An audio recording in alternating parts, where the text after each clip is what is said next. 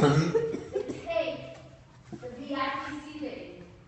They want recognition. They want prominence. They like standing in society and with the comforts and the powers and the privileges that come with their being priests. In short, they are consumed with external abundance. They are consumed with external abundance. This phrase has just been stuck in my head all of this week. Consumed by external abundance. For those of you who stayed for the Moral Monday training, we've talked a little bit about it, and that slide reminds you. But one of the things from the whole presentation that was bothering me, and I'm just so proud of Ms. Adele being here. She's also involved with One North Side, so she'll understand. She was part of the presentation team. One of the slides that just has been bothering me is this one.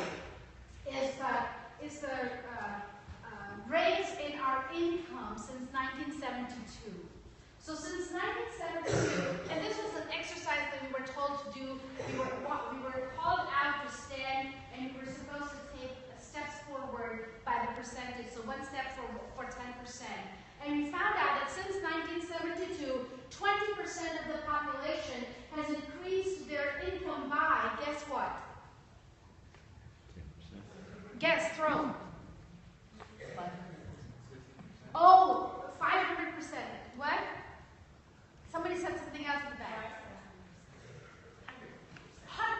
20% of the population has only raised their income by 20%. So 2 steps forward. So just imagine I'm here, right? 2 steps forward. That's all I've gotten since 1972. 59% of the population, so the majority of the population, has increased their income by 4%, 40%. So 2 more steps forward. 20% of the population increased their wealth by 60%. So 2 more steps for me, all right? So 99% of the population since 1972 has been between here and there, that much. Who's left? 1%. The 1%. Guess. Out the door. Very close. Out the door is right. 350%. Almost 300%. 277%. And so when we were doing the steps, guess where I would end up? Out the door. Out the door. Out the door. And I think that just tells a lot about where we are. Right? It was such a visual for me, and I just could not let it get out of my head, especially also as we were going through the stewardship campaign and thinking about what I had to do with Towers of Power today. That did not leave my mind. The 1% have left the building. The left percent, the 1% have left the building. They live in a completely different world than the rest of us. They are so far removed from the world, they have no idea.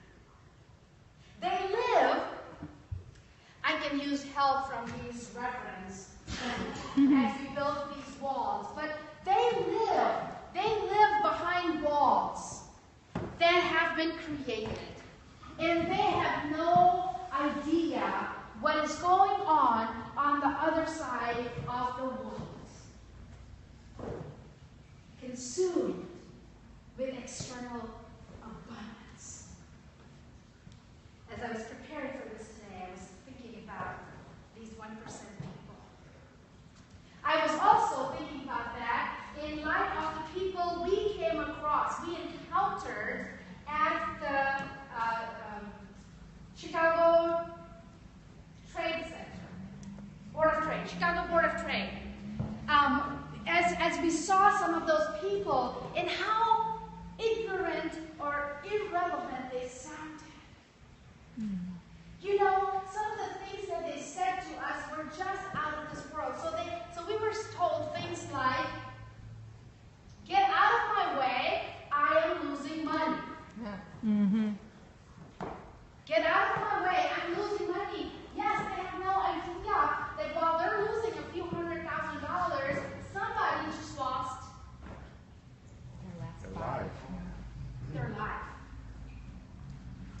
2 or 3 lost their lives. We were being told things like, get out of my way and go get a job for yourself. Yeah, but you know what? We actually have a job. Maybe one more job, maybe 3 jobs, maybe 4 jobs, and we still can't put food at the table. Or if we have food, we can't have a house to live in. Or if we have a house, and you know the story. People have more than one job, and we still are unable to make ends meet. 2 different worlds. They have left the building. They have no idea. They are clearly living in a disconnected life. They are consumed by external abundance. Consumed by external abundance. This 1% population and the religious leaders that Jesus is talking about sounded the same to me. Sounded the same to me. As I also hear about the report that our African bishops have sent to the General Conference. Hurtful, hateful, painful. Again, the powers have no idea what is going on in the churches, in the congregations, in the pews, in the synagogues, on the streets. They sounded like the same to me. They live in their towers of power and want our towers to be bigger and thicker and stronger. And we have no idea what we're doing to the 99%, what we're doing in the world. You and I may not have towers, may not be living in these towers of power, but we do often forget. We do often forget about the needs around us. We do get so busy in our own lives trying to make ends meet sometimes even, that we miss out on the opportunities for ministry. You and I do. We do put God on hold till we get our lives together, till I get my children taken care of. We do. We do tell God, we love you. And we will. We promise we will as soon as we can. But let me first pay off my debt, take care of my house, and our walls keep building of separation from our faith and our everyday lives. Jesus, watching the religious leaders show off, looks at the widow who quietly comes in and puts in what? A penny. A penny. 2 coins equivalent to a penny. And says to the disciples that her offering is bigger than any millionaire's offering. Because guess what? She gave what? Everything. All she had. Everything. And the others were giving out of surplus, abundance. Their needs were already taken care of and way more. And then whatever was left over, some of that came to church. But for the widow, all she had to live on was given for the work of God. So I wonder, when I read this scripture, I experienced what I experienced through the week. I was wondering, what does Jesus think about me? What does Jesus Spirit? $200.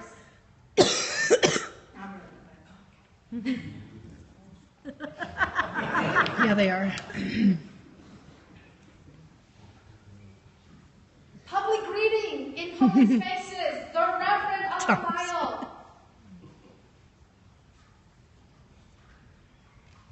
Somebody screaming, "She's my pastor!"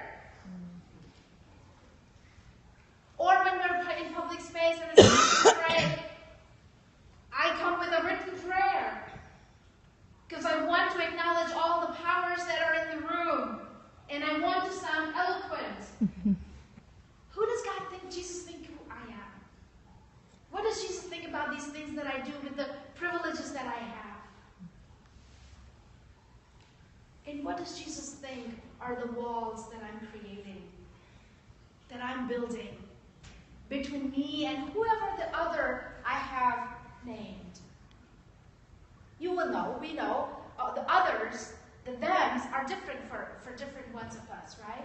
Who are my thems? And how am I developing walls between them and me? Where am I? What do I want? Am I collecting more? Am I working so I can get more prominence in the United Methodist Church, or at Broadway United Methodist, or in Broadway Community, or wherever it is?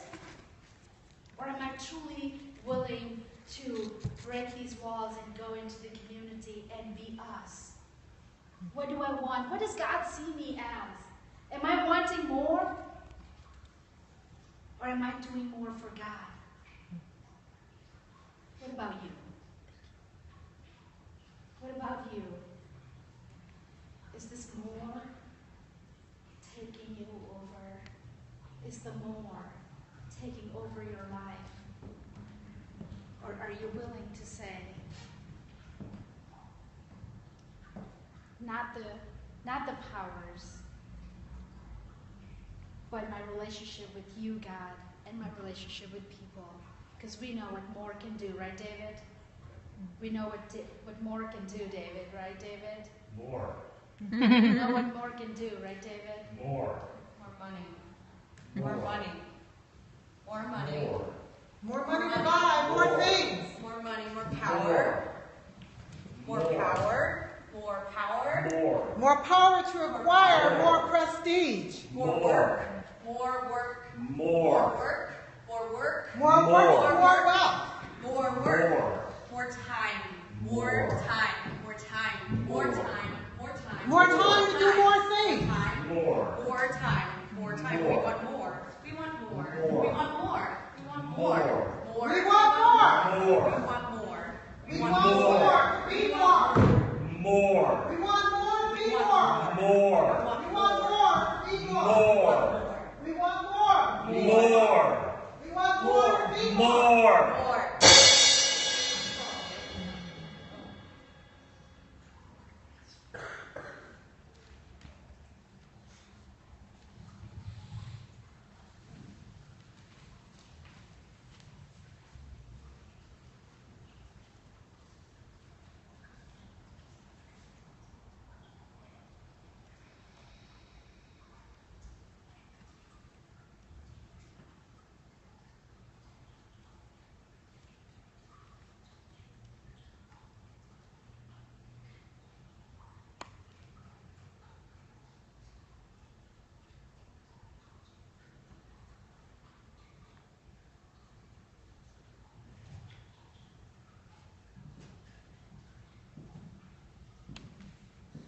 People of God,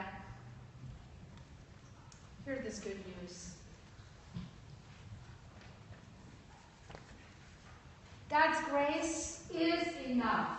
Enough for Enough for us. Enough for the whole world. We are forgiven. We are forgiven and free to live without fear. Assured that the abundance of God's love is all we need. And in that abundance, I invite us to sing together. Amazing abundance.